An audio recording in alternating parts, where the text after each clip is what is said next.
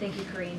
This is the second negotiated pause in fighting between Israel and Hamas. The first, as you know, was reached more than a year ago, in November 2023. Fighting then resumed just a few weeks later. So what confidence does the U.S. have that this time will be different? We are going to have confidence, right? I think it's important, stepping back. Negotiations are hard, they're difficult. This was a difficult one. This took multiple sides to come together. The president, as you know, spoke to Qatar, the leader of Qatar, Egypt, and even Prime Minister Bibi Netanyahu recently.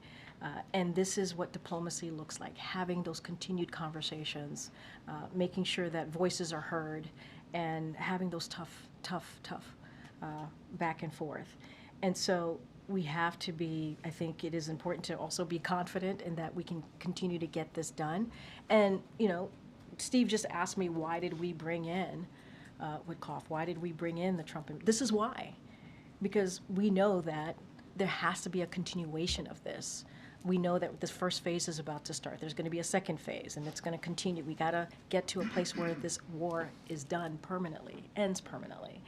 And so bringing in the Trump administration, coordinating with them, and making sure that they're having the information that we all have, we are hopeful that this will continue. Under the framework, negotiations for that phase 2 would need to begin within a matter of days after phase 1 begins. What is the White House's view of the commitment of the incoming Trump team and the competency of the Trump team to go through those negotiations and get a phase 2 and beyond? So I would refer you to the National Security Advisor. Jake Sullivan talked about his relationship and back and forth with his counterpart and how that has gone very well.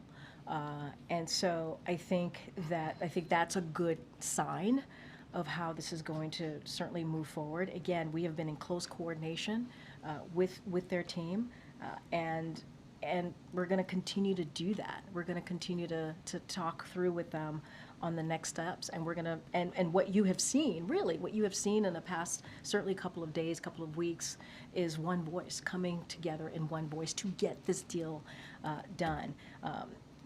I think a lot of your questions obviously go to the transition team, and they can certainly answer and speak for themselves. But what we can speak to, what I can speak to, is what we've been doing, what we have actively done for the past couple of weeks to get this done in unison, to get this done in a way that when the transition happens, we have that confidence that we can move this forward, continue to move this forward.